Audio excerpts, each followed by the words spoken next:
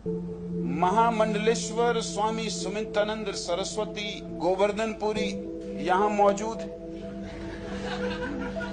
उन्होंने पूछा है, हिंदू धर्म दुनिया का सबसे पुराना धर्म, उसकी धारा गंगा की भांति अखंड और पवित्र है। हिंदू धर्म की छाती बड़ी है। अपनी परम उदारता के ही कारण हिंदू धर्म ने अपने विरोधी जैन धर्म, बुद्ध धर्म और चारवाकी धर्मों को भी बड़ी सरलता से अपने में समा लिया है। आप और आपके सन्यासी हिंदू धर्म का चाहे जितना विरोध करें, अंततः हिंदू धर्म की सनातन धारा में सरलता से खो जाएंगे। क्या यह धर्म और मानवता के हित में न होगा कि आप और आपके सन्यासी सारा विरोध त्याग कर हिंदू धर्म की सेवा में लगे और हिंदू धर्म को नया जीवन, नए आयाम, नए विस्तार दें।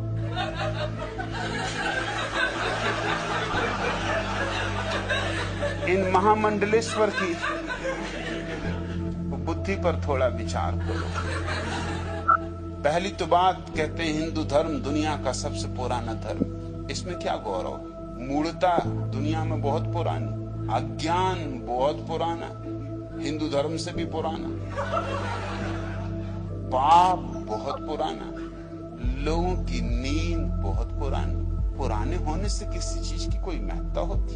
पुराना होना ही क्या पर्याप्त है किसी चीज के महत्वपूर्ण होने का? सच तो यह है कि जितना पुराना उतना ही सड़ा, जितना पुराना उतना ही मुर्दा, जितना पुराना उतना ही खंडर और जराजीर्ण। और फिर ये दावा भी जरूरी नहीं कि सच हो, क्योंकि जैनों का दावा है कि उनका धर्म सबसे ज्यादा पुराना, और उनके दावे के भी आधार है। ऋग्वेद में जैनों के प्रथम तीर्थंकर का उल्लेख है। ऋग्वेद के आधार पर ही हिंदू कहते हैं कि हिंदू धर्म सबसे पुराना है, क्योंकि हमारा ऋग्वेद सबसे पुराना। लेकिन ऋग्वेद में जैनों के पहले तीर्थंकर ऋषभदेव का बहुत सम्मान से उल्लेख। इससे दो बातें तय होती कि ऋग्वेद के समय जैन धर्म प्रतिष्ठित था। ऋग्वेद जितना पुराना है जैन धर्म उतना पुराना है, इतना तो निश्चित ही। थोड़ा ज्यादा पुराना हो सकता है, क्योंकि जैसा लोगों का रिवाज है, जिंदा आदमी को आदर देना लोगों की आदत नहीं। अगर ऋषभदेव जिंदा थे तो गालियां मिली होंगी, आदर नहीं मिल सकता था। ऋषभदेव को मरे हजारों साल हो जाने चाहिए, तभी ऋग्वेद में समादर से उल्लेख हो सकता है, नहीं तो समादर से उल्लेख नहीं हो सकता। समादर से उल्लेख होने के लिए समय का अंतराल होना चाहिए। संभावना इस बात की है कि जैन धर्म हिंदू धर्म से ज्यादा पुराना। महामंडलेश्वर स्वामी सुमित्रानंद सरस्वती, मुझे हिंदू धर्म को पुराना कह के तुम प्रभावित न कर सकोगे। पुराने में मैं कोई गरिमा नहीं देखता। पुराने का मतलब ही ये होता है कि अब वो समय के बाहर हो चुका, जमाना जा चुका, उसका समय व्यतीत हो चुका। अब तुम लाश को ढोए फिरो, ये और बात है, लेकिन लाश बदबू दे रही। तुम्हारी सारी धारणाएं, तुम्हारी गुलामी, तुम्हारी दीनता, तुम्हारी दरिद्रता का कारण महामंडलेश्वर कहते हैं उसकी धारा गंगा की भांति अखंड और पवित्र। किसने कहा कि गंगा की धारा पवित्र? गंगा से ज्यादा अपवित्र इस पृथ्वी पर दूसरी कोई नदी नहीं। वैज्ञानिकों ने खोजबीन की है और पाया है कि गंगा अत्यधिक अपवित्र है। और यूं भी अगर हिंदू कहते हैं उसमें कुछ सच्चाई है कि गंगा में नहाने से पाप धुल जाते, तुम्हारे धुल जाते होंगे, गंगा का क्या होता? धुल के कहां जाएंगे? गंगा में ही तैरेंगे। करोड़ों अरबों लोगों ने पाप धोए, गंगा की तो दुर्गति हो गई हो। गंगा की भी तो कुछ सोचो। किस आधार पर तुम कहते हो कि गंगा जैसा पवित्र, और तुम कहते हो हिंदू धर्म की छाती बड़ी है? गलती में, हिंदू धर्म की छाती बिल्कुल बड़ी नहीं। ये वहम, ये अहंकार छोड़ दो। कौन कहता है कि तुम बौद्ध धर्म को पचा पाए? हिंदुओं ने बौद्ध भिक्षुओं को जलाया जिंदा, बौद्ध मठों को बर्बाद किया, बौद्ध मंदिर गिराए, बौद्ध मंदिरों पे कब्जा करके बैठ गए। बोध गया का मंदिर अब भी हिंदू ब्राह्मण के कब्जे में, मंदिर बुद्ध का, लेकिन महंत हिंदू ब्राह्मण। और हिंदुस्तान से बौद्ध धर्म तिरोहित कैसे हुआ अगर तुम्हारी छाती बड़ी?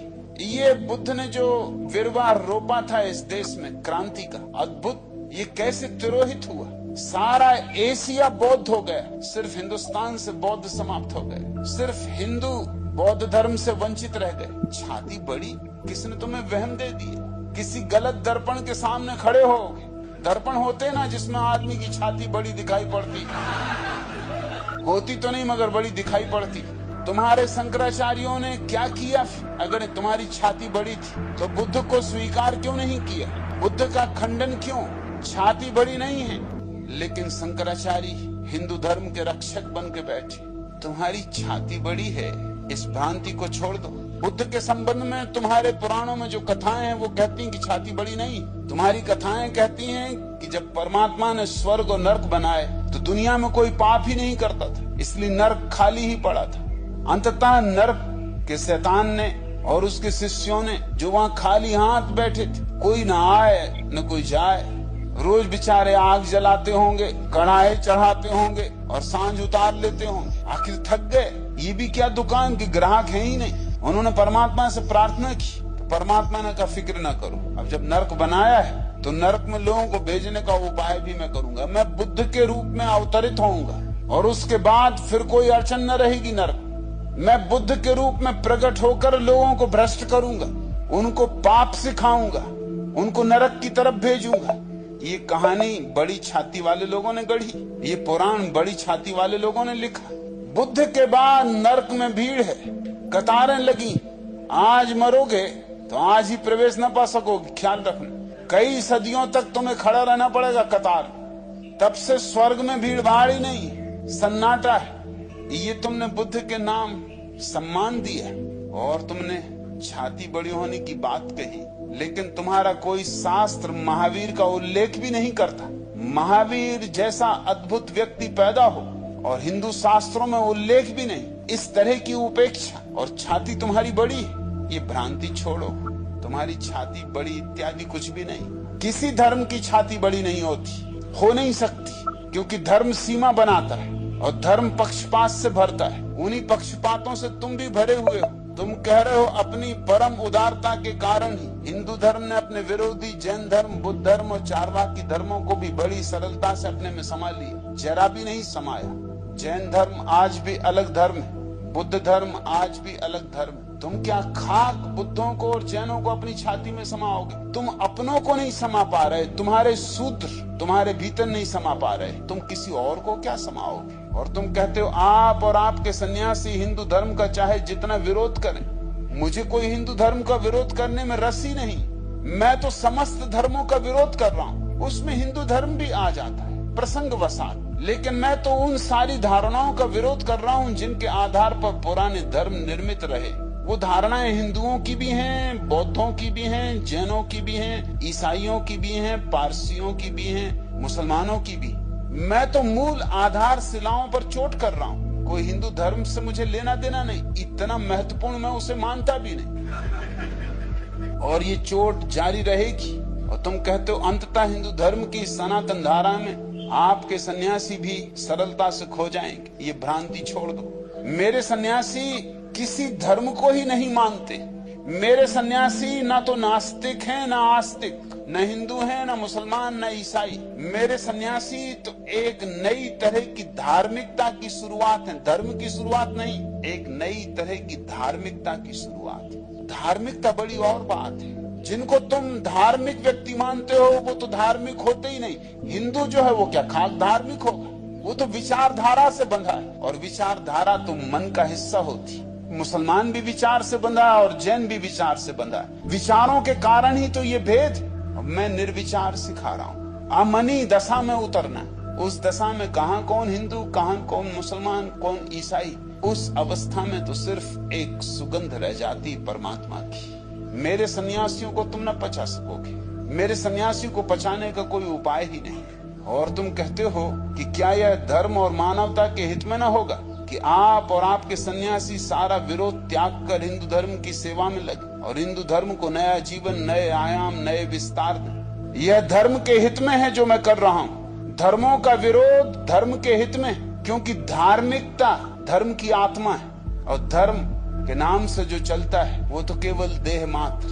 देह के पार जाना है, शास्त्र के पार जाना है तब सत्य मिलता है, मन के पार जाना है तब कभी आत्मा का साक्षात्कार होता है। समस्त विचारों के पार जो उठ जाता है वही भगवत्ता को पहचान पाता है। यही मनुष्यता के हित में जो मैं कर रहा हूँ। और तुम चाहते हो कि हिंदू धर्म की सेवा में लगूं, हिंदू धर्म की सेवा से मनुष्यता का हित होना होता तो मनुष्यता का हित कभी का हो चुका होता। तुम जैसे महामंडलेश्वर और क्या कर रहे? 10,000 सालों से यही बकवास तो तुमने लगा रखी। मनुष्यता का कोई हित तो हुआ नहीं और न ही कोई धर्म का हित हुआ। अब समय आ गया है कि धर्म और मनुष्यता का हित किया जाए और उस हित के लिए जिस चीज का भी खंडन करना होगा, जिस चीज का भी विरोध करना होगा, उसका विरोध किया जाए। मैं न तो किसी बात की पवित्रता को मानता हूँ, न किसी बात की प्राचीनता को मानता हूँ।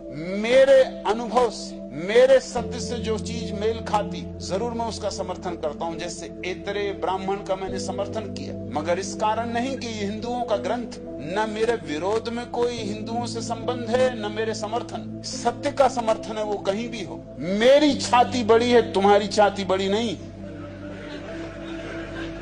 अब तुम कहते हो कि हिंदू धर्म की सेवा करें, हिंदू धर्म को नया जीवन। अब जो मरी गया उसको नया जीवन कहां से दो? और इंजेक्शन लगा लगा के किसी तरह से, और यंत्र लगा लगा के किसी तरह से फेफड़ों को चलाए भी रखो तो क्या फायदा है? जो मर चुका उसे दफनाओ। राम नाम सत्य। अब तो हिंदू धर्म के लिए एक ही बात है, राम नाम सत्य। अब इसकी अर्थी बनाओ। इसकी अर्थी बनाने में मैं जो भी सेवा चाहिए